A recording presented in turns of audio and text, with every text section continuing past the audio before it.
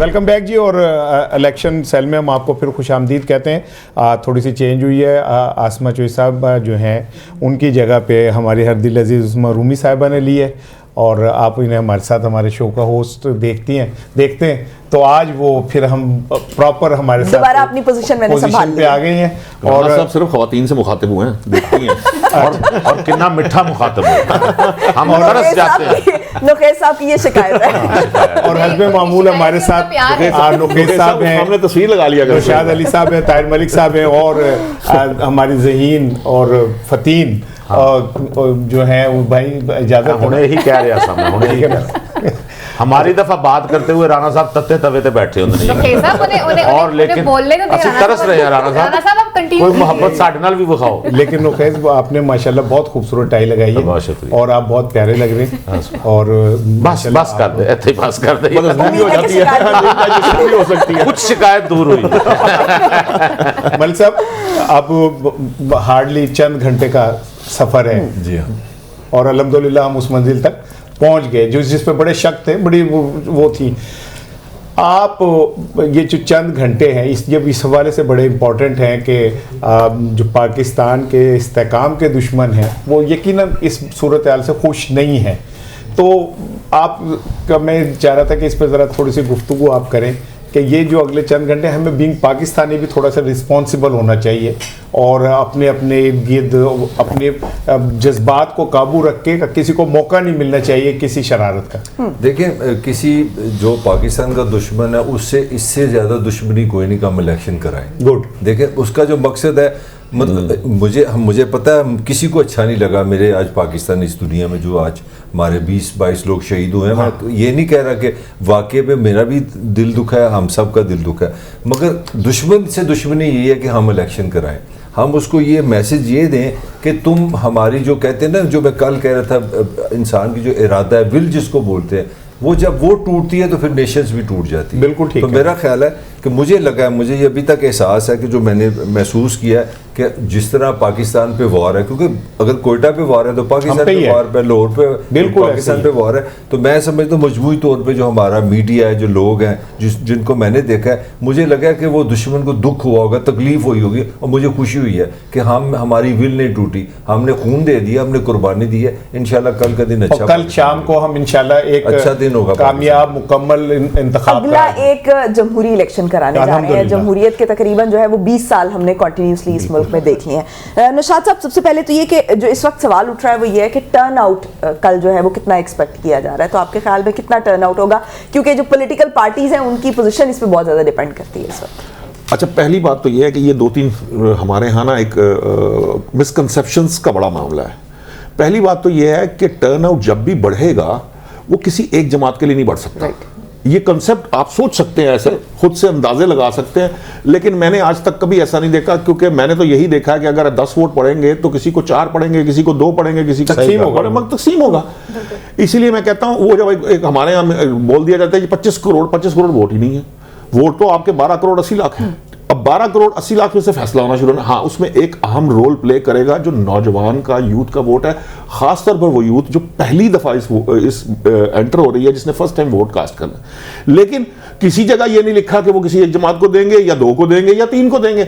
हर एक की अपनी चॉइस है। जिस तरह एक मैच्योर आदमी की अपनी एक चॉइस है, इसी तरह यंग जो नौजवान लोग हैं वो भी तो देख रहे हैं ना, सारी अपनी परसेप्शंस बिल्ड कर दी जाती है ना। अभी मामला ये है कि सोशल मीडिया पर चूंकि यूथ जो है वो बहुत एक्टिव है, तो एक परसेप्शन भी बिल्ड कर दी गई है। ये भी मैं आपको मिथ्स बताता हूं। अब देखें होता क्या है, अब हम when we are talking about 12 crore 80 lakh, आपके सोशल मीडिया पे इतने लोग, जिसको हम खास तौर पर ये ट्विटर से करते हैं या किसी एक प्लेटफॉर्म से करते हैं, वहां इस लेवल के लोग इतनी तादाद में नहीं होते। क्योंकि जब हम ये बात करते हैं हमें शायद लगता है कि हम लाहौर में बैठे हैं तो लाहौर के सारे लोगों के हाथ में मोबाइल है, स्मार्टफोन है, तो शायद पाकिस्तान के हर खित्ते के हर हिस्से, हर कोने कुदरे में इस तरह का स्मार्टफोन है और वो इसी काम पे लगा हुआ है जिस काम पे मेरा बेटा लगा हुआ है या आपका बेटा।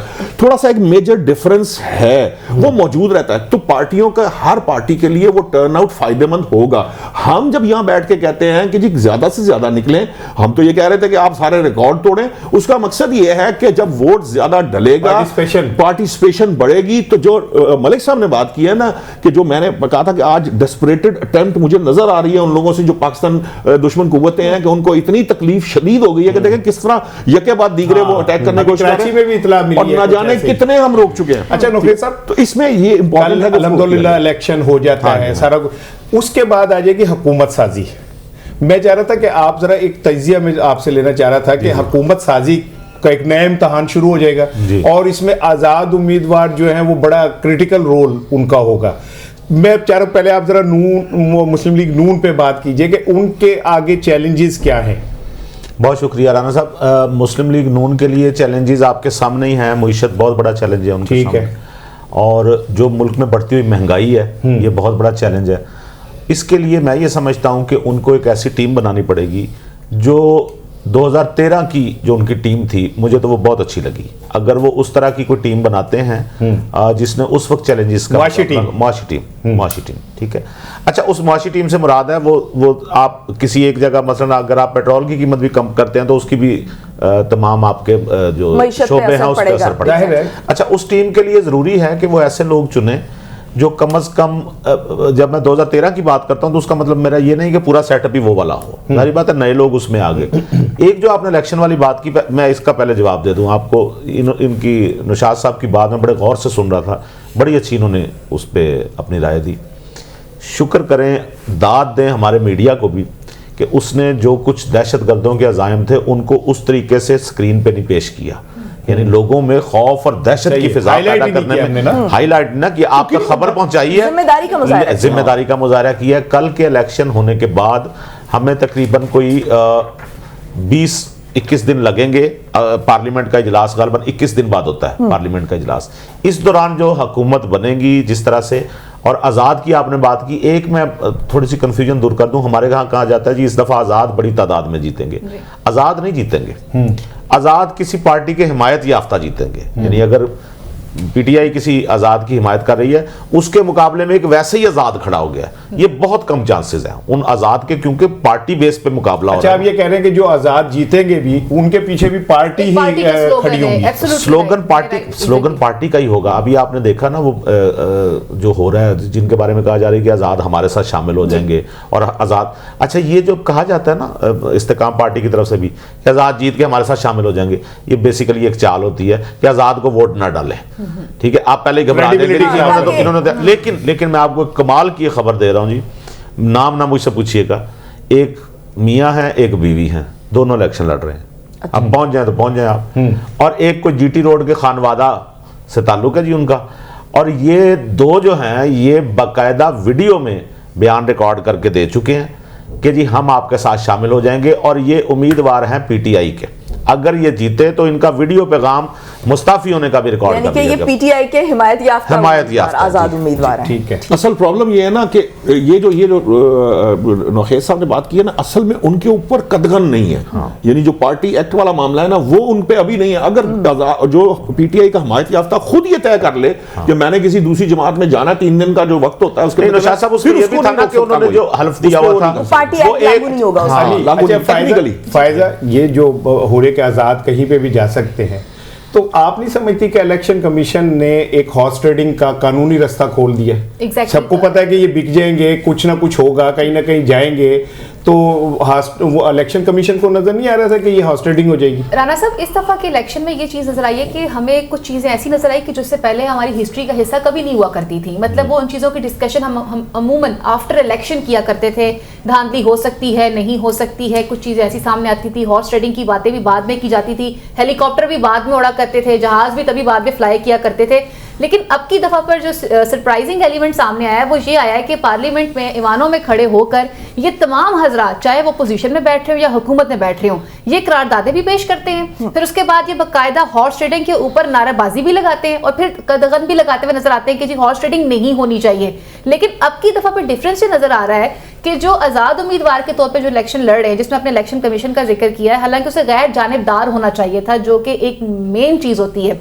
लेकिन हमने देखा कि यहाँ पे कुछ जगहों के ऊपर टिल्ट उनका डिफरेंट नजर आया। जिस तरह इंट्रा पार्टी इलेक्शन की अगर बात की जाए, इंट्रा पार्टी इलेक्शन अगर एक रूल था तो फिर वो सारी पार्टीज उसी तरह से लागू होता था जैसे एक खास जमात के लिए लगाया आजाद जाता उम्मीदवार था। एग्जैक्टली। और आजाद उम्मीदवार की अगर बात की जाती है तो आजाद उम्मीदवार इस वक्त बड़ी भारी तादाद में जरूर मौजूद है, लेकिन राना साहब आपको ये भी पता है कि सियासी वाबस्तगियां तब्दील भी हो जाती हैं और उसके बाद फिर जब जिनके जहाज उड़ने होते हैं, जिन्होंने पिक करना होता है, जो भी करना था व्हाटएवर, वो इससे पहले ही स्टार्ट हो चुका हुआ है। तो अवाम इस वक्त इस कंफ्यूजन का भी शिकार है कि जैसे आया मुकेश साहब ने बताया कि वीडियो रिकॉर्ड की भी उन्होंने। वापस आ रही थी कि अवाम इस वक्त इस कंफ्यूजन का भी शिकार है कि आया जिस आजाद उम्मीदवार को मैं या आप व्हाटएवर कोई भी वोट कास्ट करने जा रहा है जिसके साथ पीछे किसी एक और पार्टी का स्लोगन है, क्या ये वहीं पे स्टैंड करेगा या फिर आफ्टर इलेक्शन कहीं और चला जाएगा? अच्छा राणा साहब, जब आप आजाद वोटर आजाद जो होंगे क्या वो जीत पाते हैं कि नहीं? ये भी तो एक बड़ा सवाल है। राणा साहब, जब आप मलिक साहब की तरफ जाएं तो मेरा एक सवाल ऐड कर लीजिएगा, बल्कि आपके पास अगर मालूमात हो किसी के पास, वो उनकी जवाद अहमद की बराबरी पार्टी जो है वो भी किसी जगह स्टैंड कर रही है, वो इलेक्शन कमीशन शरारत से निभा देखो ना कितने संजीदगी से इसने कैसा शरारती सवाल मैं जानना चाह रहा हूं कि वो भी कहीं स्टैंड कर रही है। वाकई को बहुत अहम कि किसी के पास इंफॉर्मेशन हो। मेरी सच्ची बात है, मैं इंफॉर्मेशन मांग रहा हूं, मैं तो कह रहा हूं ना, बराबरी ढूंढ रहे हैं नफीस साहब। उन्हें बराबरी। आप मलिक साहब से कुछ पूछना। अच्छा मलिक साहब, मुझे ये बताएं कि हमेशा हमने देखा है कि सिंपैथी का वोट जाता है, तो इस दफा आप क्या देख रहे हैं कि ये सिंपैथी का वोट किस तरफ जाएगा? आपसे पहले मैं कह रहा था मेरी अपनी जो जितनी की सोच विचार है, मेरा ख्याल है कि अगर बानी चेयरमैन अगर जेल में ना होता तो इलेक्शन में कोई इतना डेंट नहीं पड़ना था।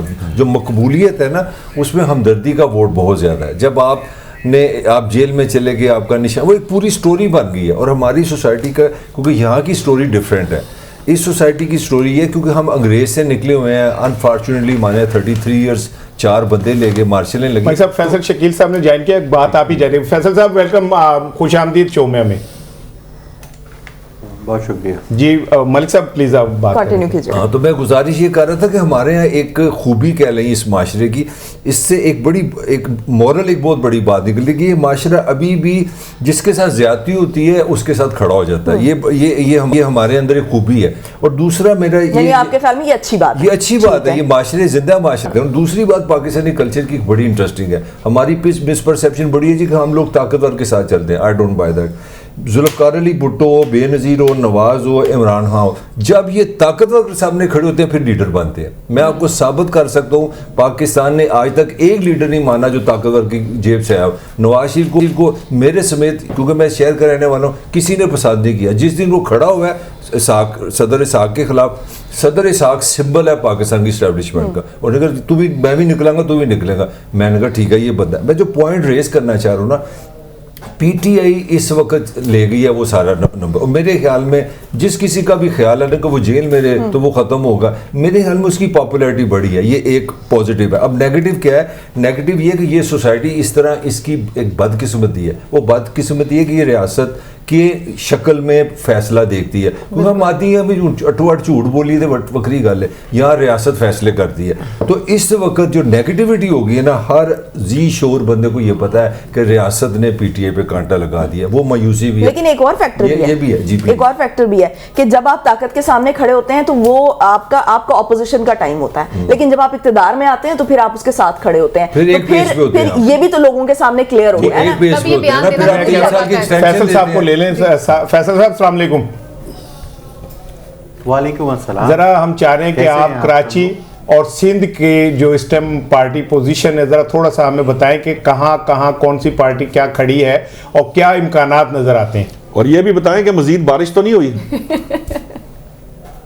बिल्कुल, अभी तक तो बारिश नहीं हुई है, लेकिन गुज़िश्ता दिनों जो 3 रोज पहले बारिश हुई थी उसका पानी अभी तक सड़कों पे मौजूद है। ज्यादा बारिश होगी ना, ज्यादा बारिश अच्छा, अब मैं आपको एक चीज ये बताऊं कि नहीं, बारिश तो ज्यादा नहीं हुई। बारिश तो वही हुई थी 1 घंटे की, जिसने जो है वो पीपल्स पार्टी की तमाम कारकर्दगी कली खोल दी थी।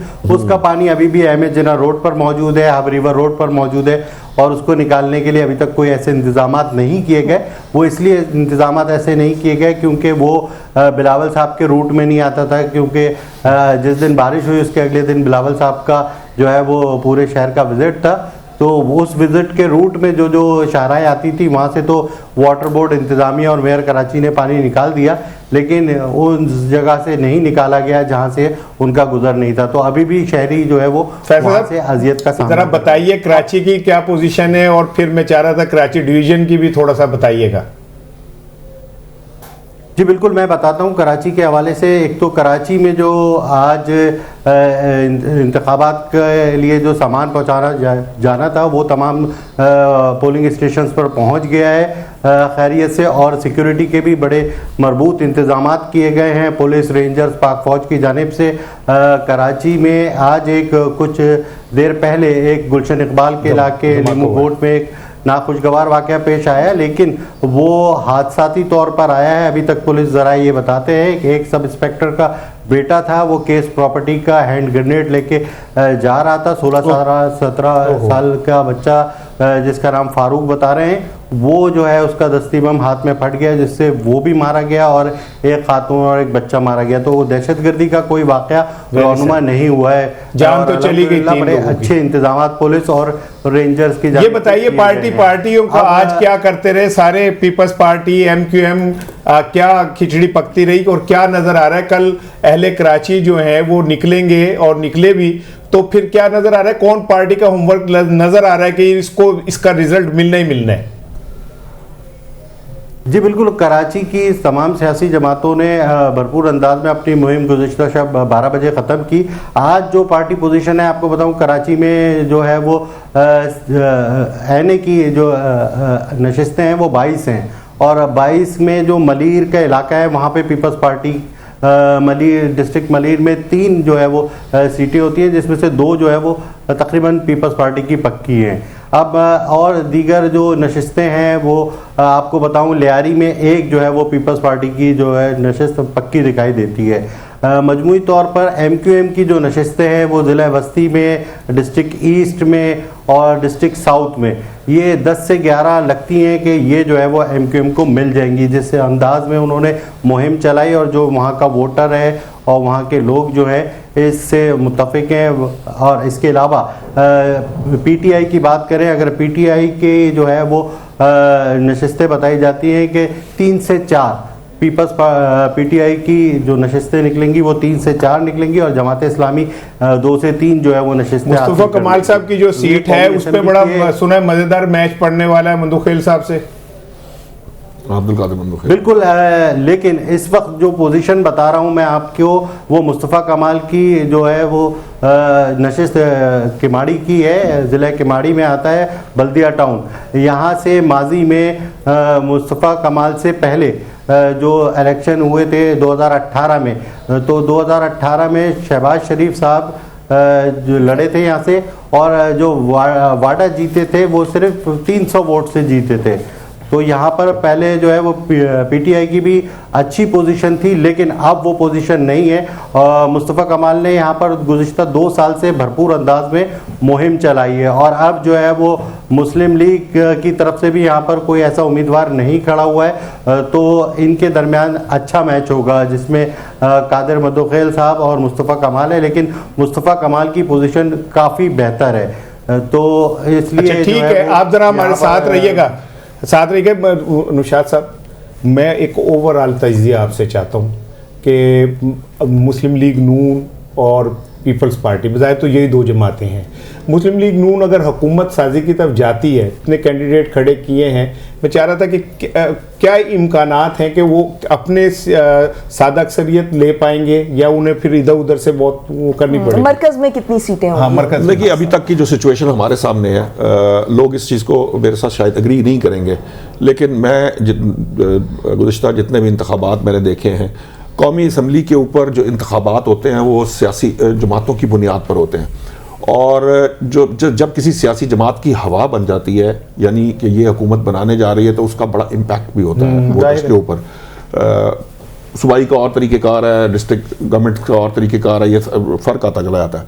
लेकिन मेरा ये ख्याल है कि अब तक की अगर आप कहें तो मुझे लग रहा है कि कोई शायद 2-4 सीटों के फ़र्क के साथ सिंपल मेजॉरिटी के करीब है नून लीग। इसको अगर आप ओवरऑल पाकिस्तान को देखें, और ख़ास तौर पे पंजाब के अंदर जो रिज़ल्ट वो तवक्को कर रहे हैं, क्योंकि मैंने ना सिर्फ नून लीग के अपने सर्वे के हिसाब से जो पोजीशन मेरे इल्म में आई है, उसके अलावा भी जो हमारे अरबाब इख्तियार कह लीजिए, ख़ास तरह का एक सिस्टम जो है ना, वो एक एडमिनिस्ट्रेशन का सिस्टम जो होता है ना, वो जो रिपोर्ट्स भेज रहा होता है, 110 सीटों की वो बात कर रहा है। हाँ, रिपोर्ट्स जो भेज रहे होते हैं वो भी कह रहे हैं कि 110 कंफर्टेबल और 110 के बाद अब चूंकि अगली जो 10 सीटें हैं वो एक मेजर रोल प्ले करेंगी। 120 का मतलब ये है कि आप आगे वुमेन सीट्स और वो मिला के तकरीबन 169 के करीब पहुंच जाएंगे।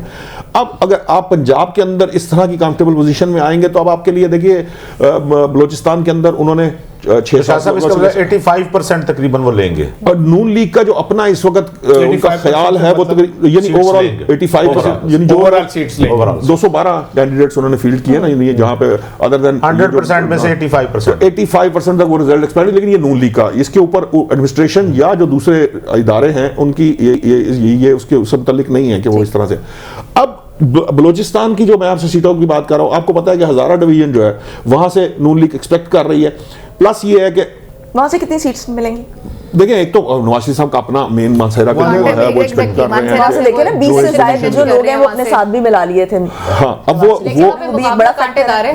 मानसेरा का जो हल्का आप देख रहे हैं ना, वो अब मैं आपकी तरफ आ रहा हूँ, मैं इसके बाद चाह रहा हूँ कि आपसे मैं इस पे अब ये जब आप इसको ओवरऑल पोजीशन देखते हैं तो मुझे ये लगता है, और मैं अगर हम बतौर जर्नलिस्ट, हमने ये मलिक साहब को पता है कि हम सुबह बैठ के ना तस्वीरें देखा करते थे, मलिक साहब को पता है कि हम, आपको तो आप भी माशाल्लाह यही काम करते हैं, हम यही देखा करते थे। नहीं, नोखेस साहब भी हम लोगों ने सारी जिंदगी जो हमारी इनिशियल ट्रेनिंग है ना वो ये थी, हम फेस एक्सप्रेशंस, बॉडी लैंग्वेज, ये चीजें आप देखिए। आज से तीन दिन पहले नवाज शरीफ साहब जो है वो दोबारा अपने उस फुल कॉन्फिडेंस में आपको नजर आए हैं जो इससे कबल आपको नजर नहीं आ रहे थे। सो ये इसी तरह की रिपोर्ट्स होती हैं जो गाहे बगाहे हर दूसरे दिन जो है ना नून लीग सर्वे करवा रही है अपने मखसूस तरीके से, फिर आपको पता है इदारे भी कर रहे होते हैं तहकीकाती में। अब तक की जो सिचुएशन ओवरऑल नजर आ रही है कि ख्याल ये है शायद 2-4-5 सीटें ऊपर नीचे का मामला होगा, लेकिन वो कंफर्टेबल सिंपल मेजोरिटी, ये कह रहे ना मखलूत हुकूमत, और ये शायद इसका मामला जो अब इससे आगे बढ़ गया। छोटी सी गुजारिश, ये जैसे आप बता रहे हैं अनुशाद साहब, जो खुडिया में जो जलसा हुआ है, हाँ, उसमें बड़ी कमाल बात की है एक शहबाज शरीफ साहब ने, नवाज शरीफ साहब ने। उन्होंने वो स्टेडियम बनाने की बात की और उन्होंने शहबाज शरीफ साहब को कहा कि आपने ये मोटरवे का भी कहा बनवाना है। इसका मतलब है मेरा ख्याल है सीएम की सीट पे वो एज यूजुअल वो 13 वाला सेटअप है। इतना ही आसान है जैसे नुशाद साहब बता रहे हैं कि ऐसे सीटें आ जाएंगी और बन जाएगा ये। अच्छा, खैबर पख्तूनख्वा का जो डायनामिक है ना, बिलखुसूस सूबा हज़ारा का, वो मैं आपको बता देती हूँ क्योंकि पॉलिटिकली मैंने उस इलाके को बहुत गौर से देखा है, या शायद पॉलिटिकली मैंने यहाँ पे कुछ थोड़ा सा काम भी किया हुआ है। एक तो वहाँ पे ये सिस्टम देखना होगा कि वहाँ पर कुछ फैमिलीज हैं जो हमें वहाँ पे रूल करती हुई नजर आती हैं, जिसमें अगर हम एबटाबाद की बात करते हैं तो आपको जदून नजर आते हैं, वहाँ पे सवाती फैमिलीज नजर आती हैं, सरदार नजर आए हैं, मल्टी पार्टी, एग्जैक्टली सरदार यूसुफ वगैरह ये जो थे वहां से ही आए थे। लेकिन अब की दफा पे सिचुएशन थोड़ी चेंज हो चुकी हुई है। पहले वो खैबर पख्तूनख्वा या सूबा हज़ारा जिसे पहले मंसूब किया जाता था कि यहाँ शायद पाकिस्तान पीपल्स पार्टी का एक वजूद रहा है और वहां से उनकी सीटें भी आती रही हैं, इस बात पे कोई शक नहीं है। जैसे मैंने अभी ब्रेक पे जाने से पहले हम बात कर रहे थे कि अरबाब फैमिली को राजी किया गया, पेशावर से वो उनको लेकर आए, इस दफा बिलावल साहब ने बड़ा काम किया। लेकिन अभी फैक्ट्स एंड फिगर्स ये बता रहे हैं कि कैप्टन सफदर साहब जो उनके दामाद हैं, जिनकी सीट पर इस दफा मियां मोहम्मद नवाज शरीफ साहब खुद इलेक्शन लड़ने जा रहे हैं, उन्होंने उस तरह से वो तरक्याती काम नहीं किए जो लोगों को वहां पर चाहिए थे, जिसमें बेसिक था कि आपके पास एक हॉस्पिटल होना चाहिए, बेसिक ये थे कि आपके पास वहां पे जो सबसे बड़ा फुकदान है कि आप खुद वहां पर पानी के रिसोर्सेज आपके पास मौजूद हैं। लेकिन किस दौर में काम नहीं हुआ? कैप्टन सफदर साहब वहां पे मौजूद थे जब नून लीग की गवर्नमेंट रही है, तो उस गवर्नमेंट के दौरान लोगों की असर पड़ेगा, एग्जैक्टली पड़ेगा। जैसे लोगों को आजम सवाती से काफी गिले रहे जब वो पाकिस्तान तहरीक इंसाफ में थे, उसी हल्के से थे कि भाई आप उस हल्के से जब नॉमिनेट हो जाते हैं, जब आप लोगों के पास जाते हैं तो उन एरियाज के अंदर जिरगा सिस्टम बहुत चलता है, जिसमें आप जब किसी के घर वोट मांगने जाते हैं ना तो आप वहां पे एज ए जिरगा की सूरत पर जाते हैं और लोग आपको फिर उस तरीके से ऑन करके अपने पूरे कबीले के हमरा आपको वोट देते हुए नजर आते हैं। वहां पर इस वक्त मुकाबला काफी टफ होगा क्योंकि एक तो सिंपैथी की जो आप बात कर रही थी, हमारी कौम का सबसे बड़ा एक फैक्टर ये है कि यहाँ जब कोई बीमार हो जाता है या जब किसी की शहादत हो जाती है, जब कोई ऐसे वाक़यात हो जाते हैं तो ऑटोमेटिकली सी बात है कि जो लोग आपके साथ नहीं होते वो सिर्फ फॉरवर्ड हो जाती है। मलिक साहब, ये जो हुकूमत साजी होती है इसमें और भी फैक्टर्स इन्वॉल्व होते हैं। देखिए, पाकिस्तान में अगर आप समझते हैं कि वोट को जिस तरह आप मुकद्दस समझ रहे हैं, मेरे ख्याल में कहानी इतनी आसान नहीं है। इस मुल्क में चलना होता है, एक्सटर्नल फैक्टर आप माइनस ही नहीं कर सकते। उसकी सिंपल रीज़न कल भी मैंने आपको बताई थी। आपने आते IMF से निपटना है। IMF से का मतलब है वहाँ पे अमेरिकन से है। अब एक खबर आपको बड़ी छोटी सी याद करा दूँ, स्विट्ज़रलैंड में जो होता है ये अपना जो इकोनॉमिक्स फोरम होता है, उसमें मुझे याद है कि वर्ल्ड इकोनॉमिक फोरम जो बड़ी पते की बात है हम सब के लिए, वो ये कि सऊदी वज़ीर ख़जाना ने ये कहा, तो उनसे एक सवाल किया, उन्होंने कहा कि अब हम जो दोस्त ममालिक हैं ना उनको हम हेल्प नहीं करेंगे, हम पैसे नहीं देंगे, हम IMF के सिस्टम के साथ चलेंगे। अब ट्रेजिडी कह लें, अच्छी बात कह लें, पाकिस्तान गवर्नेबल ही नहीं है इस कंडीशन में बगैर IMF के, क्योंकि मैंने इमरान को भी सुना है, मैंने नवाज शरीफ को भी सुना है, मैंने पीपल्स पार्टी को, तीनों का प्रोग्राम एक है, लड़ाई बेशुमार है, मगर कंसेंसस तीनों का है कि मुल्क को उदास ही चलाना है। तो आप मुझे बताएं, एक्सटर्नल फैक्टर सबसे अहम है, और एक्सटर्नल फैक्टर में आपका अमेरिका आ जाएगा, मिडल ईस्ट आ जाएगा, चाइना आ जाएगा, जो मैंने पहले भी थोड़ी सी बात की थी, मैंने रोक ली थी। आप गौर करें कि नवाज शरीफ ये पाकिस्तानी कल्चर में कैसा हो गया कि दो लोग आए हैं पाकिस्तान सैर करें, दोनों चाइनीज़ हैं, तो मुस्लिम लीग नून बेसिकली चाइना को एक मैसेज दे रही है कि हमारी बारी है तो CPEC पक्का है, हम आपके साथ हैं। अब ये टेक्निकली रीज़न है। असल इशू जो है जहाँ पे मुझे लग रहा है अगला पाकिस्तान, मुझे लग रहा है कि ये इमरान खान 2 होगा, एक पेज पे हुकूमत बनेगी, वहाँ पे बाजवा साहब की जगह एक नए साहब आ जाएंगे और नवाज शरीफ साहब आ जाएंगे इमरान खान की, और एक पेज चलेगा। और इस पेज का जो बुनियादी फैक्टर है वो इंटरनेशनल एस्टेब्लिशमेंट, पाकिस्तान की एस्टेब्लिशमेंट और इकोनॉमिक रिकवरी, तो इस पे काम हो रहा है। पेज तो हमेशा रहा है, हमने देखा जब भी गवर्नमेंट बनती है हर आने वाले को बयान देना पड़ता है। साल के बाद खराब हो जाता है। वो एक पेज होता है, एक इधर लिखा होता है और एक मियां साहब की तबीयत तौर तरह की है, वो नहीं, तो ऐसी बात आगे चलते हैं। रुखैर साहब, ये जो मलिक साहब बात कर रहे हैं बहुत अहम, तो मैं ये समझना चाह रहा हूँ कि क्या ये बात समझी जा सकती है कि पाकिस्तान में हुकूमत साजी में अब दूसरे ममालिक की कॉन्सेंट भी शामिल होती है और उनकी भी कोई आशीर्वाद होती है? बिल्कुल होती है। आपने ये तो बड़ा अच्छा सवाल आपने किया, ये तो लाजमी बात है। असल में मलिक साहब करते हैं बिल्कुल सीधी और सच्ची बात। तो ये उन्होंने जो एनालिसिस किया ये हमारे जज्बात से हटकर है, बिल्कुल है। आप कैसे चल सकते हैं IMF के बगैर? आप कैसे चल सकते हैं चाइना के बगैर? यानी आधी से ज्यादा दुनिया तो दुश्मन बनाई हुई है हमने। बिल्कुल तो जो मुल्क आपके दोस्त हैं वो आपके इंटरनल मामलात में एज सच तो नहीं दखल देते, लेकिन बहरहाल उनको पता होता है कि आपके मुल्क में कौन सी गवर्नमेंट आ रही है, क्या। अच्छा, हमारा प्रॉब्लम ये हो गया, पीछे हमने जो नाराज किया चाइना को, उसके हमने अमेरिका को नाराज किया, हमने अपना सऊदीया को नाराज किया। सुने ना, वो किया ना, अब हुआ तो सही। तो आपको जब आप मुल्क में पॉलिटिकल स्टेबिलिटी लाना चाहते हैं और आपने मुआशी सतह पे भी आपने इस्तेकाम हासिल करना है, इन्हीं मुल्कों के पास जाना है आपने। यही मुल्क आपकी मदद करेंगे, यहीं से आपको कोई CPEC आ जाएगा, कोई इन्वेस्टमेंट आ जाएगी, UAE से आ जाएगी, सारा फोकस सारा उसी पे। लिहाजा अब की बार जो है ना, अब पहले भी होता रहा, अब की बार जरा ज्यादा है। अब पहले क्यों नहीं होता था? मुशर्रफ दौर में आपने छेड़ दी जंग, हिस्सा ले लिया अफगानिस्तान जंग में, आपके पास सेनर भर के आते रहे डॉलरों के, ठीक है ना, वो कोई मसला ही नहीं था। एक दफा आप उनके साथ शामिल हो गए तो मौजे मौजे। अब तो कोई ऐसा फैक्टर भी नहीं है कि पैसा कहां से आएगा। सो पैसा आने के लिए कोई भी गवर्नमेंट आ जाए, IMF के प्रोग्राम में तो जाना पड़ेगा, वो भी इंतजार में बैठे हुए हैं। ठीक हो गया। राना साहब, मैं आपसे ये पूछना चाहूंगी कि IMF वाले फैक्टर पे हम बहुत बात करते हैं और हम इसे बड़ा क्रिटिकली भी देखते हैं कि IMF के पास जाना जैसे बहुत बड़ा गुनाह कर दिया हमने। लेकिन हमने ये देखा कि बांग्लादेश, जिसके अभी मॉडल की एग्जाम्पल्स दी जा रही हैं पाकिस्तान को कि उनकी मईशत किस कंडीशन पर जा रही है और उसकी तर्ज पे जो है वो पाकिस्तान में भी गवर्नमेंट बनने जा रही है, इसमें मैं बाद में निशात साहब से राय जानूंगी।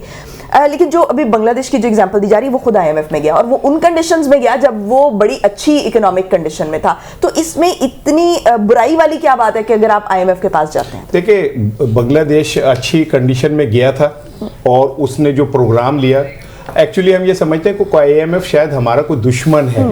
वो तो हमें ये बताता है कि भाई तुम मुश्किल हालात में हो तो इस तरह कमा के तुम इस मुश्किल हालात से निकल सकते हो। वो कोई दुश्मन नहीं है। और जो हम ये कहते हैं उसने शराइत रख दी, वो शराइत नहीं होती, वो तो हमें रास्ते बता रहा होता है कि इस तरह से आप उसने अपने पैसे वापस लेने हैं ना, तो उसने ये बताना होता है कि भाई ये पैसे ले रहे हो तो इन्हें इस्तेमाल भी तुमने सही तरीके से करना है। मेरी बात फिर जरा थोड़ी सी अब वो खराब हो जाएगी कि जिन लोगों ने 11 मरतबा IMF के पास गए, खरबों रुपए के कर्जे हम पे चढ़ा दिए, ठीक है, आज फिर हम उन तार के लौंडों से अगर दबा लेंगे जिन्होंने माजी में पाकिस्तान को गिरवी रख दिया, और इससे ज्यादा शर्म की कोई बात हो सकती है कि हमारे फैसले, हमारे इक्तिदार के फैसले, हमारे हुक्मरानों के फैसले बाहर के लोग करें, बाहर की हुकूमतें करें। वो वहां से 5 अरब ममालिक से फिर के आए और आके कहें जी मैं उन्होंने गल कर रहे हैं, मेरी बात हो गई उनसे भी, और अब मैं बनूंगा, तो फिर हमारी खुद मुख्तारी और कौमी गैरत हमियत तो कहीं की स्टैंड नहीं कर रही ना, हमने तो वो बेच दी बकौल शहबाज शरीफ के beggars can not be chooser. खुद मुख्तारी किसको कह रहे हैं हम? इसको कह रहे हैं कि हमने अपने फैसले खुद करने चाहिए, हमने अपने फैसले खुद, मुझे पता था कि ये अचानक ही बुलबुले उठेंगे, ये जो है ना, मैं जानता था कि ये बुलबुले उठेंगे, क्योंकि मेरी बात बर्दाश्त ही नहीं होनी, मेरी बात सुनी नहीं जा सकती। सारे फैसले आपने खुद कर लिए, नहीं अपोजिशन को भी सुना, मैं तो आपको कह रहा हूं, नहीं अपोजिशन नहीं है ये, इस टाइम हस्ब इख्तिदार है, ये जो वो जो हस्ब है हिज़्ब इख्तिदार। अच्छा, ये जो है ना, आपने कहा कि ये IMF वाली आपने बात की, बेगर्स आर नॉट चूजर, ये मिसाल जो है ना, इसको समझे भाई, ये इसका मतलब ये नहीं बेगर से मुराद भिखारियों की वो मिसाल है। मुहावरा कुछ होता है, अगर मैं कहूं मैंने आसमान सर पे उठा लिया तो इसका मतलब ये नहीं मैं एक ताकतवर इंसान हूं कि मैंने आसमान सर पे उठाया हुआ है, इसका मतलब मैं बहुत ज्यादा शोर कर रहा हूं। ये वो उसका मतलब है जैसे आप आसमान सर पे उठा लेते हैं, थोड़े पहले उठाने की कोशिश कर रहे थे, उन्होंने खींच लिया आपके ऊपर से।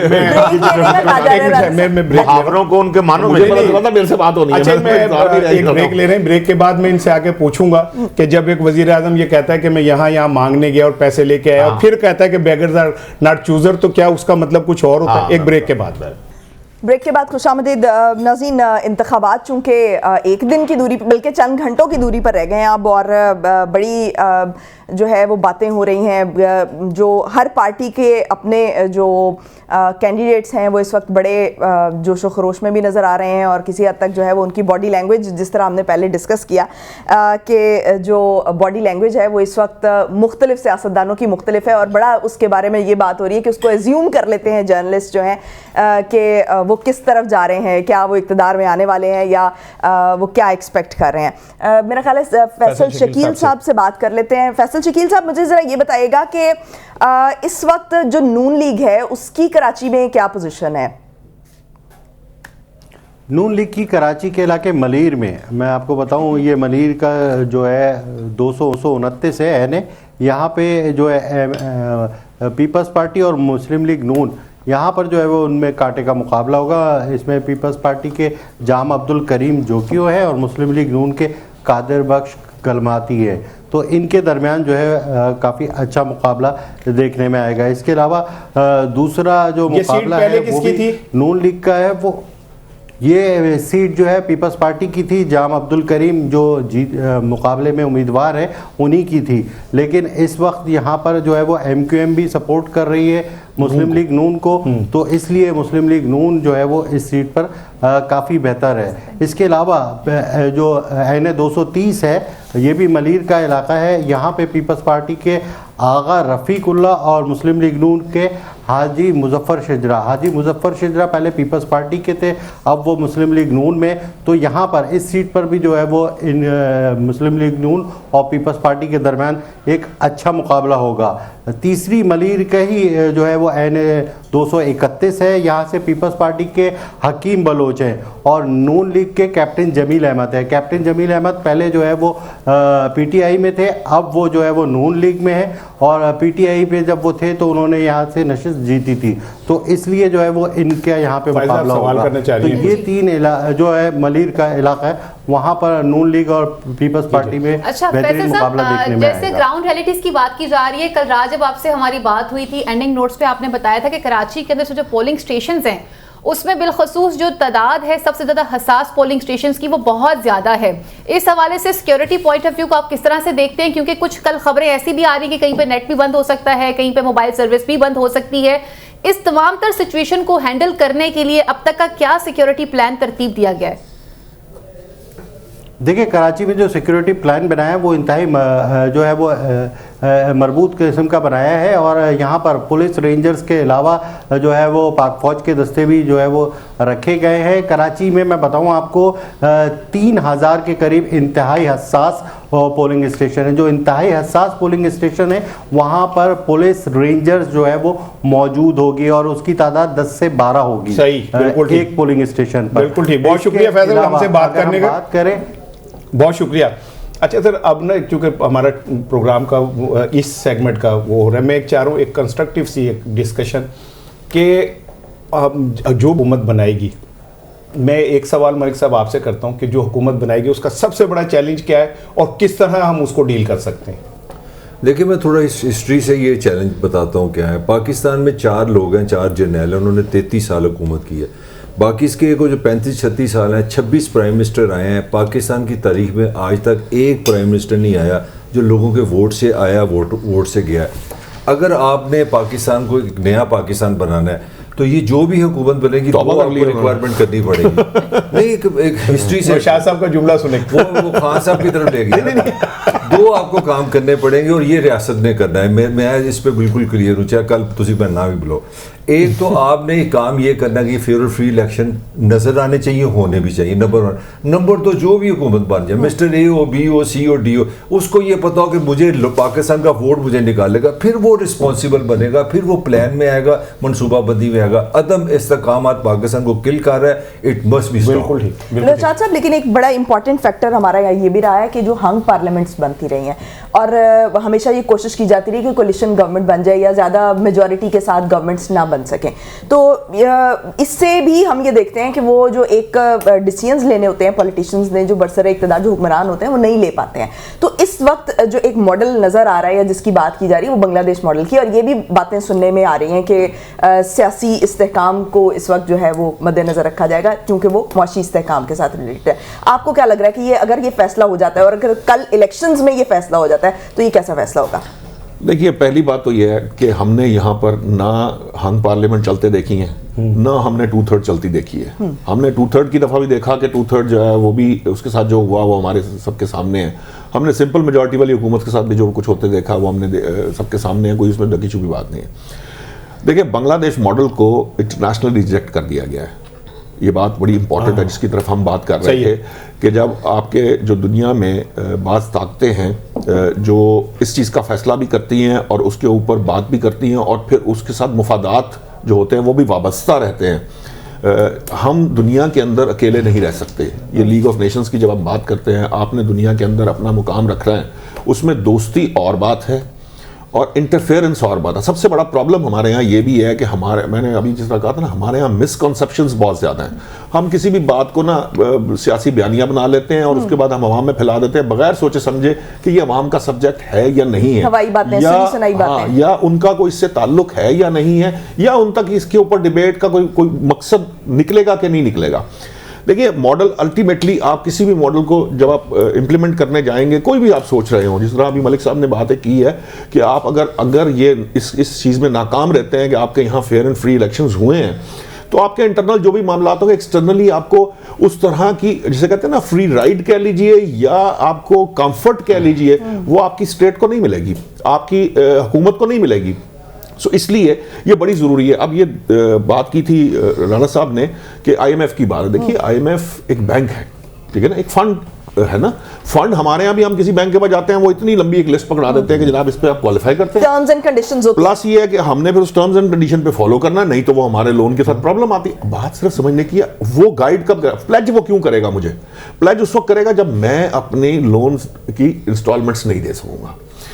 देखिए, ये बात दुरुस्त है। अगर राणा साहब समझते हैं कि अगर 18 दफ़ा कोई लेके गया IMF प्लान के अंदर, तो इसको प्रॉप करना कोई बहुत बड़ा मुश्किल काम नहीं है कि आपने क्या वहां से लिया है, उसके अगेंस्ट आवाम को क्या डिलीवर किया है और वो सही था कि गलत था, ये कोई बहुत बड़ी बात नहीं है। अगर मैं आपको बताऊं, 5-7 इकोनॉमिस्ट बैठ जाएं और उनके साथ जो आपके ब्यूरोक्रेट्स बैठ जाएं, तो ये मेरा ख्याल है चंद दिनों के अंदर वो इसका आपको बिल्कुल रिजल्ट निकाल के दे देंगे कि किसी ने क्या किया। ये जो 2018 की बात की जाती है ना, उस वक्त IMF प्लान कंप्लीट हो गया था, एक प्लान। देखिए, IMF प्लान में जाना कोई प्रॉब्लमेटिक नहीं, लेकिन वंस यू कमिट, फिर जब आप उससे बैकआउट करेंगे तो फिर प्रॉब्लम ये आती है कि फिर जो नेक्स्ट जब आप दोबारा ट्रस्ट बहाल करने की कोशिश करेंगे तो अल्टीमेटली ये बिल्कुल उसी तरह एक हॉस्टिलिटी डेवलप हो जाती है, एक जिसे कहते हैं कि ट्रस्ट फैक्टर खत्म हो जाता है। वो उसकी वजह से आपको जो नुकसान उठाने पड़ते हैं वो हमने उठाए हैं, ये जो हमने देखे हैं। अब मामला क्या है, ये जो सारा सिनारियो हम खींचते हैं ना, इसके अंदर आप कह देते हैं, आप मुझे बैठ के जज्बाती होकर कहीं सऊदी अरब का क्या किरदार है, सऊदी अरब का तो हमारा ताल्लुक नहीं, कह सकते हैं, या कोई भी बंदा कहता है, लेकिन स्टेट्स इस तरह नहीं चल सकती। ग्लोबली स्टेट्स इस तरह भी नहीं चल सकती कि वो मेरा जो है ना दुश्मन है। स्टेट्स इस तरह भी नहीं चल सकती। स्टेट्स इस तरह भी नहीं चल सकती कि मैं ये जो कहेगा मैं सर उठा के नीचे पर। भाई, हमें अपनी खुद मुख्तारी को भी भी कायम रखना है, और हमें लोगों के बराबरी साथ की सतह ताल्लुकात पे भी भी मामला बराबरी को की करना सतह पर है, रखना। लेकिन हमें जरूरत के वक्त हमारे साथ एक लॉबी मौजूद रहनी चाहिए दुनिया के अंदर जो हमारी आवाज उठा सके, हम उनके साथ मिलकर चलने की पोजीशन में हो। वरना जब आप तन्हा रह जाते हैं तो वो हमने देखा कि जब आप तन्हा होते हैं तो फिर आप हर मामले के ऊपर आप प्रॉब्लम में आ जाते हैं। ठीक है, बिल्कुल ठीक है। ये जो फ्री एंड फेयर वाली बात थी, अब जो सबसे बड़ा चैलेंज आगे आएगा कि अगर ये फ्री एंड फेयर नहीं होगा तो आपको और दीगर चैलेंजेस इसके साथ जुड़ जाएंगे जो आपकी आने वाली हुकूमत के लिए फर्दर चैलेंजेस जनरेट करेंगे। नोके साहब, पाकिस्तान, चीन और अमेरिका दो ममालिक में फंसा है। हम सी पैक शुरू करते हैं तो अमेरिका थोड़ा नाराज होता है, अमेरिका की तरफ जाते हैं तो सी पैक रुक जाता है। ये एक डिफिकल्ट मुश्किल कंडीशन है।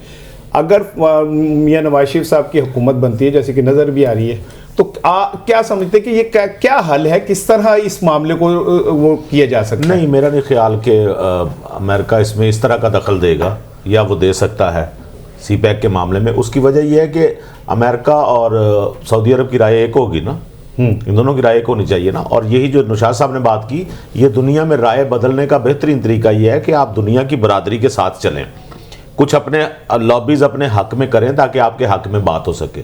मुझे ये लगता है कि मियाँ साहब के आने से हमारे अमेरिका के साथ ताल्लुकात भी ठीक होंगे, चाइना के साथ भी ठीक होंगे, इंडिया के साथ भी ठीक होंगे, इंडिया के साथ भी ठीक होंगे, सऊदीया के साथ भी ठीक। उसके पस मंजर में काफ़ी सारी बातें चल रही हैं। वो ताल्लुकात ख़राब होने की अब वो मैं बात करना नहीं चाहता, मैं टाइम देख रहा था, आपका ध्यान किसी और तरफ चला गया होगा। लेकिन उसके पस मंजर में बहुत सारी बातें हैं जो मुआशी सतह पे आपने कहा ना जी, ये अब वो दौर नहीं है। मैं इख्तलाफ करूंगा बसद माजरत मलिक साहब की बात से। कारकर्दगी पे नौशाद साहब कौन वोट दे रहा है? कारकर्दगी तो शुमार ही नहीं हो रही, कारकर्दगी तो गिनवा के थक गए। 2013 में जो कुछ मियां नवाज शरीफ साहब ने किया था उस कारकर्दगी पे फिर 2018 में वोट मिल जाना चाहिए था, नहीं। अब तो शख्सियत पे वोट मिल रहा है। आपको एक नाम, वो उसने कुछ किया हो या ना किया हो, वो ये है, वो ये है, वो ये है, बात ना करें कुछ उस पे। कारकर्दगी तो सब डालना सब मैटर नहीं करती। ये कारकर्दगी कभी मैटर करती थी, अब ये नहीं करती। अब तो शख्सियत मैटर करती है, आप किस शख्सियत के साथ है। नहीं, ये कब मैटर करती थी वैसे कारकर्दगी? नहीं, कारकर्दगी मैटर करती थी। देखें, जब आपका इंफ्रास्ट्रक्चर ऐसा नहीं था उस वक्त आपने, जब उसके बाद 99 के बाद नवाज शरीफ साहब ने मोटरवे बनाकर तो उसके ऊपर वोट लिया है। यस, लिया उन्होंने जो भी अपनी ये जो एक थॉट दी थी कि प्रोग्रेस उसके बाद तो 2013 से 2018 उसके बाद तो वोट 90s में भी है, 90s में भी ये बात जो है ना, ये रही आप देखें ना, दरमियान जो फाइट रही है वो इन बातों पे रही है और इनके स्लोगन्स ये थे तरक्की के वाले जो वोट किस बात पे मिला? कोई एक किसी लीडर की डेथ हो गई तो वो पार्टी जीत गई जी। कहीं पे किसी ने किसी दूसरी पार्टी की बात कर रहे हैं, जी तो जीत गए ना, ठीक है। उसमें मुझे बताएं कारकर्दगी किधर गई? जो कारकर्दगी थी वो तो नजर नहीं आई। अच्छा, फिर उसके बाद किसी के साथ कोई मिल गया तो वो जीत गया। किसी ने अपना ऊपर आके बैठ गए, किसी पे कोई साजिश केस बन गई, हुकूमत लपेट दी तो कोई और आके बैठ गया। तो ये इसमें सारी जो आप निकाल लें 90s के बाद, लेकिन कारकर्दगी पे आपने बात की, कारकर्दगी पे तो वोट मिला। उस वक्त तो आपके सामने बयानिया यही होता था ना कि मैंने ये कुछ किया है, और लेना भी चाहिए। एक सियासतदान का हक है, देखें वो क्या गिनवाए, वो उसको चाहिए वोट लेने के लिए वो लोगों को बताए मैंने ये आपके काम किए। वोट लेने का और क्या तरीका है? यही तरीका है ना कि आप उनको बताएं कि मैंने ये काम किए, लिहाजा अगली दफा भी मुझे वोट दें ताकि मैं काम करूं। लेकिन वोटर को वोट कारकर्दगी पर ही देना चाहिए और मांगना भी इसी पे चाहिए। कारकर्दगी की बजाय जो है वो कुछ और फैक्टर्स, जो शख्सियत परस्ती है, वो बड़ी इंपॉर्टेंट होती जा रही है। जो नौशाद साहब अभी कह रहे थे ना कि हमें दूसरे ममालिक के साथ मिलकर चलना होता है, चलने में और किसी का गुलाम होने में ना बड़ा फ़र्क है। जब कोई हुकूमत आपके किसी एक मुजरिम को एक फ़ोन कॉल पे अपने पास बुला लेती है 10 साल के लिए कि इन्हें जद्दा भेज दें, या जब कोई हुकूमत आपके जाते हुए वज़ीर आज़म के तैयारे को कहती है कि नहीं इसने इंडोनेशिया नहीं जाना, वापस पाकिस्तान बुलवाएं को, नहीं मैं कुछ किसी और दो वाक़े की तरफ जिक्र कर रहा हूँ आपका, तो फिर हमारे ये बात से निकल जाएं कि हमको बराबरी के साथ लोग हैं, जो लोग हमें पैसे देते हैं, जो भीख हमारे कटोरे में डालते हैं, फिर वो अपनी मर्जी भी चलाते हैं, वो अपनी मर्जी भी करते हैं। यही वजह है कि जब कोई आदमी दुनिया फिर के आता है और कहता है कि जी मैं बात कर रहा हूँ, ये लोग हमें पैसे देंगे, अब मुझे वजीर आजम बना दो, ठीक है। या जब पेंटागन या व्हाइट हाउस के अंदर ये तय हो जाता है कि भाई अब ये हमारा होगा, क्या ऐसा नहीं होता कि हमारे वजीर आजम का पहले फैसला कहीं और हो जाता है और उसके बाद सारी चीज़ें चल रही होती हैं। तो मेरा कहना यह है कि मैं तो उस पाकिस्तान के पीछे भागता हूं जिसमें हम अपने फैसले खुद करें, हमें हमारे ऊपर कोई मुसल्लत ना करे। वर्ल्ड बैंक का एक मुलाजिम, उसे कहा जाता है ये आपका आज से वजीर आजम, उसका ना शनाख्ती कार्ड होता है ना पासपोर्ट बना होता है। तो राना साहब इसके लिए तो हमें हमारी जो इकोनॉमिक कंडीशंस है उनको बेहतर करना होगा। उसके लिए जो है वो कारकर्दगी इंपॉर्टेंट है। आप ये कह रही है कि जब तक इकोनॉमिक कंडीशन नहीं होगी तब तक हम भिखारी रहेंगे। हम किसी को एब्सोल्युटली नॉट नहीं कह सकते। नहीं कह सकते, ठीक है, फिर आप ठीक है, बात तो सही है। फिर आप ठीक है, आप अच्छा, फिर अगर आप ये आपका फलसफा है तो फिर ठीक है। प्रैक्टिकली कैसे पॉसिबल है? अगेन फायदा कभी भी ले लें। अगर आपके मुल्क में ड्रोन अटैक्स किए जा रहे हो, अगर आपके मुल्क में दूसरों की जंग लाके लड़ी जा रही हो, अगर आपके ऊपर ये इल्जामात लग रहे हो कि जहां पे आप खुद दहशतगर्दी का सामना कर रहे हैं, लेकिन जब आप यूएन असेंबली के इजलास में जाते हैं तो आपके सामने आप ही के पड़ोसी मुल्क की एक वजारत खारजा से खातून खड़ी होकर ये फरमा दें कि जी ये आतंकवादियों को सपोर्ट करते हैं और वहां पर इनको पनपने में मदद करते हैं, तो फिर क्या इस सिचुएशन के अंदर भी हमारा एब्सोल्युटली नॉट कहना नहीं बनता, या लोगों को ये बताना नहीं बनता? वो ये कह रहे हैं कि हम चूंकि भिखारी हैं लिहाजा हम नहीं कह सकते। कंडीशंस की बात कर रहे हैं। नहीं, वो क्या कह रहे हैं उसके बारे में अजम्पशन ना आप कायम करें। वो जो कहना चाह रही हैं उसका मतलब ये है, एक सेकंड, वो ये कह रही हैं कि आप देखें इंडिया को तो हम ठोक के जवाब देते हैं, इंडिया की दफा तो हम चुप रहते नहीं, लेकिन उसका क्या जवाब हम देते हैं उसको ये ना कहें कि इसका मतलब ये है, मतलब के बाद एक जवाब ना। पहली बात ये है कि जवाब का नहीं, वो तो उसके सवाल के ऊपर बात कर रही है। मैं भी एक सवाल पूछना, आपके पास फिर एक ग्राउंड रियलिटी ये भी रही है कि आपने दूसरों की जंगें यहाँ पे अल्टीमेट पावर, दहशतगर्द भी हम रहे, इसका नुकसान हमें उठाना पड़ा, फिर दहशतगर्द हम रहे, जिसकी वजह से बैन हम पे लगे, ग्रे लिस्ट में हम चले गए, जिसकी वजह से हमारा पासपोर्ट ग्रे लिस्ट आप इस वजह से नहीं गए जनाब, ग्रे लिस्ट की कुछ और वजूहात। बात देखिए, पहली बात तो ये है कि जब मैं और आप बैठते हैं तो हम जब यहाँ 6 लोग बैठे हैं, ये किसी मुआहदे के तहत बैठे हैं। मुआहदा रिटन भी हो सकता है, अनरिटन भी हो सकता है। क्या किसी को ये इख्तियार हासिल है कि वो यहाँ किसी के साथ दस्तदराजी करे? नहीं हो सकता ना। क्या किसी को ये इख्तियार हासिल है कि वो उससे बदतहजीबी करे? इसका मतलब ये नहीं है कि अगर मैं किसी बात के ऊपर लीनियंट व्यू के साथ आपके साथ चल रहा हूँ तो वो गुलामी है, या वो उसके लिए ज़रूरी है कि मैं कहूँ एब्सोल्युटली नॉट। पहली बात तो ये है कि लीग ऑफ नेशंस के अंदर डिप्लोमेटिक लैंग्वेज में एब्सोल्युटली नॉट कोई चीज़ नहीं है, ये पॉलिटिकल नारे हैं। जब हम स्टेट्स की बात करते हैं ना, तमाम जो स्टेट्स होती हैं वो मखसूस पैटर्न के साथ और मखसूस तरीके के साथ, जी भुट्टो साहब ने भुगत भी लिया था, भुट्टो साहब ने जो कुछ वो ये कह रहे हैं कि जो चैलेंज करेगा वो भुगतेगा, वो ये कहना चाह रहे हैं। मैं ये नहीं कह रहा, मैं ये नहीं कह रहा। अगर आप अपने आप को अमेरिका बना के वो काम करेंगे तो फिर आप कर सकते हैं, लेकिन अगर आप ग्राउंड रियलिटी को नहीं समझेंगे तो फिर वो दीवाने की बढ़ की कौन सी बड़ी बात है? मैं इसकी मिसाल दे देता हूं। आप यहां रहते हुए किसी ताकत के मरकज से लड़के दिखाएं, आप लीबिया, अफगानिस्तान, आप लोग देख लीजिए, अफगानिस्तान का हाल देखा आपने, वहां पे क्या करके रख दिया, वो तबाह बर्बाद करके उसको एक बंदा मलिक साहब न्यूट्रल कमेंट है। देखिए बात सुने, ये जो होता है ना हीरोइज्म, मोला जट, एब्सोल्युटली नॉट, और साथ आप लॉबिंग भी करते हो, वहाँ पैसे भी लगा रहे हो, इतना अपनी दुनिया को बेवकूफ़ ना बनाए। प्रॉब्लम क्या होगी, हमारा जो पॉलिटिशियन है ना, उस जो रियासत जिस तरह हम चला रहे हैं और जो अवाम की डिमांड है उस पर क्लैश है। ये एक दिन रात वाली लड़ाई है, जो अवाम को उसने बेचना है वहाँ नहीं है। अब मैं आपको छोटी सी बात बताऊँ, हमने बड़ी IMF की बात की, कभी किसी ने बात की, बानी चेयरमैन PTI ने 2018 में एक बंदे का नाम लिया था मियां आतिफ, ये प्रिंसटन यूनिवर्सिटी में इकोनॉमिक्स पढ़ाता है, पाकिस्तानी है, कुछ गड़बड़ हो गई थी, उसने उसको लाना था। मैंने इस पे बड़ी स्टडी किया मियां आतिफ पे। मियां आतिफ एक बहुत बड़ा पॉइंट देता है जो हमारे हुक्मरान हमें सच नहीं बताते। वो कहता है कर्जा सारी दुनिया लेती है, मगर कर्जा लेके लोग उससे काम करते हैं। मतलब मैं रहने से कोई यार मुझे लाख रुपए दे दो, मेरा बेटा अनएम्प्लॉयड है तो ये उससे ना छोटी सी कोई कारखाना लगाने लगा, तो हम वो भी पेट भर लेंगे, इसके पैसे भी वापस दे देंगे। मैंने इसके 1 लाख रुपए लेके उसको मोटरसाइकिल ले दिया। फिर मैंने कहा यार उसको पेट्रोल नहीं है, 50,000 मुझे और दे दो। पाकिस्तान रियासत चलाने के लिए ये आपको कोई नहीं बताएगा, 18,000 अरब रुपया चाहिए। पाकिस्तान के साथ फ्रॉड क्या है? मैं इसीलिए कहता हूँ पॉलिटिशियन मजलूम भी है, रियासत के खर्चे के लिए सारा कुछ हो रहा है। 1,000 अरब रुपये आपने देना है तेल वाला PSO को, 4,000 अरब आपने देने हैं IPPs को, 2,000 अरब वैसे आप टैक्स ड्रामा कर रहे हैं। आपको पता है PIA की आज की सूरत हाल ये है कि मैं आपको PIA फ्री दूं ना तो हम मुझे गिरेबान से पकड़ेंगे, और काका ना 900 अरब लाइबिलिटी इतनी बड़ी खड़ी है। लेकिन मलिक साहब गल वही है ना, आप जो कह रहे हैं कि IPPs किसने बनाई, मैं वही कह रहा हूं, किसने पानी दिया? ये जो आपको असल में ये करना पड़ेगा, पाकिस्तान को प्रोडक्टिव सोसाइटी बनाना पड़ेगा। ये कर्जा लेके सारे ये ब्यूरोक्रेट्स, ये देखे ना जिस तरह हमने स्टील मिल पालनी है, PIA पालना है, इस तरह 500 अरब रुपए सालाना कोरोना का टीका है ये जो कौम को लग रहा है। ये मेरा गुजारिश है, ये कहीं नहीं, ये हमारे एनर्जी सेक्टर के ऊपर जितना बोझ है वो कैसे उतारेंगे आप? सारा एनर्जी देनी भी तो है एक ना। में खीला फिक्रा, मेरे ख्याल में पाकिस्तान एक ऐसी सिचुएशन में आ गया, नवाज आए, पीटीआई कोई आए, पाकिस्तान अब गुफ्तगू से नहीं चलेगा, आपको परफॉर्म करने होगा। ये निकला मेरी बात। पाकिस्तान गुफ्तगू से नहीं चलेगा। प्रैक्टिकली क्या चैलेंजेस करने हैं, होंगे जो हुकूमत को करने हैं और करने चाहिए, और कुछ आउट ऑफ द बॉक्स करना चाहिए। आउट ऑफ द बॉक्स सबसे पहले ये हो सकता है कि आप देखिए मंशूर इनके नारे अभी तक वही है, रोटी कपड़ा और मकान।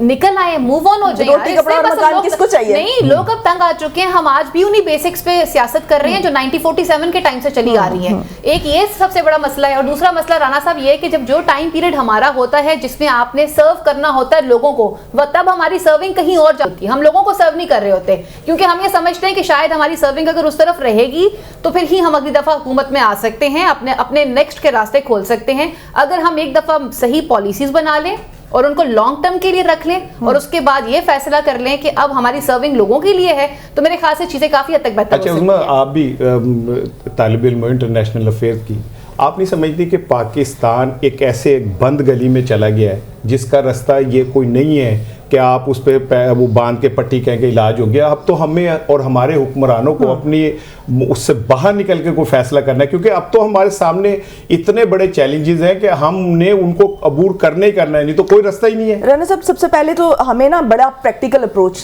अपनानी होगी। जो हम ये बड़ी आसानी से कह देते हैं कि पावर को आप जो एब्सोल्युटली नॉट कह सकते हैं, तो ये नहीं पॉसिबल है। प्रैक्टिकली ये पॉसिबल नहीं है कि आप अपने से जो ताकतवर बंदा होता है, ताकतवर, आम एग्जांपल ले लेते हैं ना, एक ताकतवर शख्स है, आप उसको कैसे जो है उसके गिरेबान से पकड़ सकते हैं?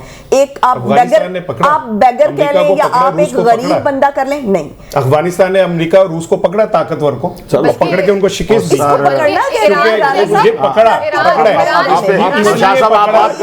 पैसे नहीं खाते थे। आप देखिए उनके आगे हाथ नहीं फैलाते थे, कशकोल मैं बताता हूं कॉन्सेप्ट का उन्होंने ताकत का जवाब ना उनके पास खाने को है, उनके पाकिस्तान फिर भी उन्होंने हराया, फिर भी हराया।